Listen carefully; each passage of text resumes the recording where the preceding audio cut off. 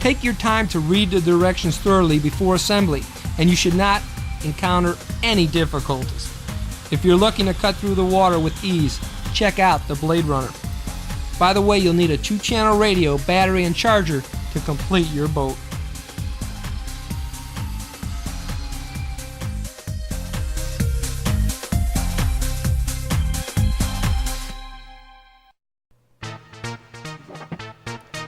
Just dusting off my radios, doing a little spring cleaning. I'm getting ready for flying season. So while I'm doing this and getting ready, why don't you go to our local AMA Flying Club? David, Buzz Lightyear's your pilot. What's he flying?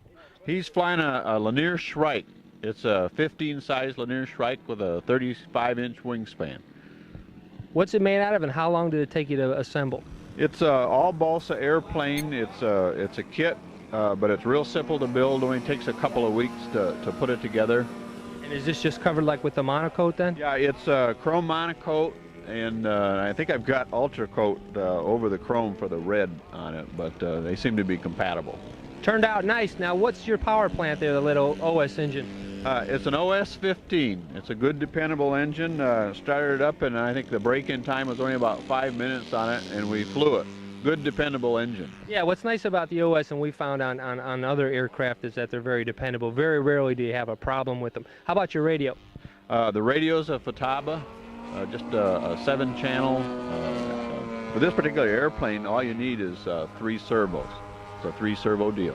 Is it difficult to fly because this is a fairly small aircraft? It looks highly maneuverable because of the wing configuration. It is. It's real quick. It's not really a beginner's airplane. Your reaction time has to be pretty fast on it, so you need to have a little bit of flying experience before you fly something like this, or you'll drill it in the ground. Now, I overheard you saying earlier, are you working on a smaller version of this? They actually make a 1/2 A size, and it's a 24-inch span rather than a 35-inch span. And this airplane weighs 32 ounces, and the little 1/2 A weighs about 12 ounces. You like flying on the edge, don't you, Dave? Yeah. It's fun on the edge, yes. Absolutely. We enjoy watching it. Thank you. Okay, you're welcome.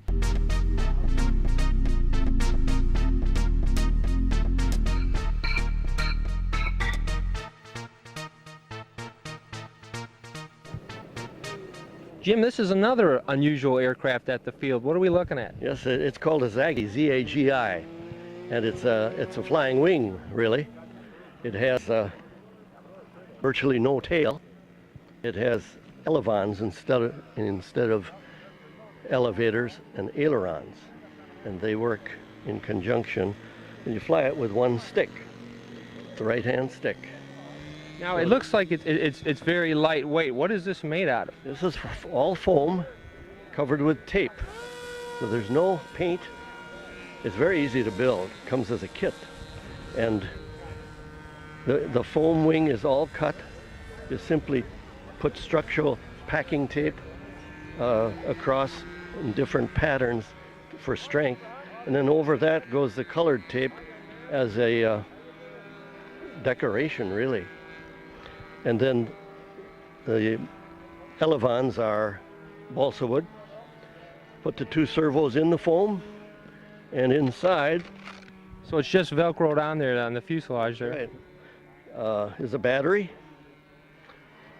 and the motor, electric motor, and a speed control.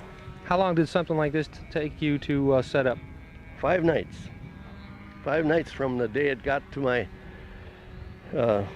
me by mail, and on the 6th day I was flying. How's it fly? Flies great, and amazingly it's so light that I can use lift. Like today, I was in cloud and I had, well, normally the battery will give you a 6-minute flight, and I was up 14 minutes because I had plenty of lift. I know I was filming you and my neck was killing me for 14 minutes, Yeah. But it sure was a heck of a lot of fun to watch. I appreciate you being with us. Thank you.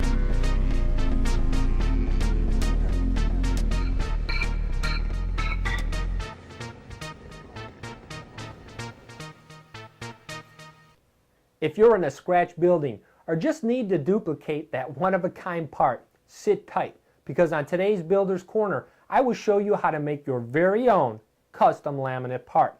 Now you'll need your raw material and a foam cutout of the shape you wish your part to conform to. went down to my local hobby craft store and purchased this Stens foam. I was fortunate because it is the exact size that I need. But if you need to shape yours a little more, this is the type of foam you'll find on the bottom of floral arrangements. That also comes in very handy. The rest is easy. Now we're going to start by cutting our balsa or basswood to size. For my particular project, I need 7 inches. So you're going to cut out 3 of these, 7 inches each. And I did this freehand because I'm going to sand and cut later. Now I already have some soaking. You need to soak these in a 50-50 solution of ammonia and water. Don't panic if you don't have ammonia handy. Regular old household glass cleaner, make sure it's the kind with ammonia in it. Now we're ready to conform each strip around the foam. And that's easy, but the big thing is don't force it.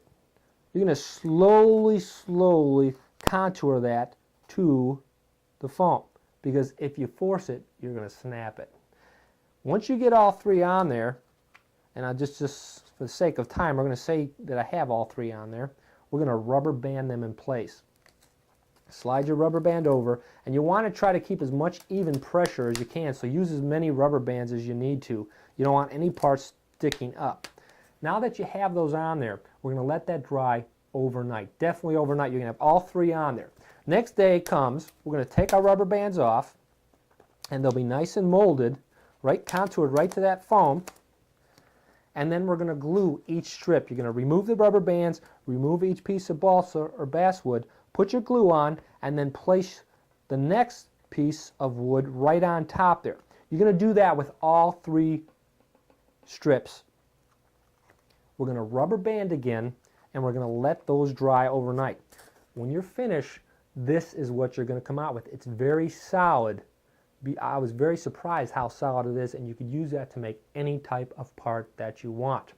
Before you know it, with this simple technique, you'll be making some pretty intricate pieces. When you're finished making your custom piece, you're going to need to sand it.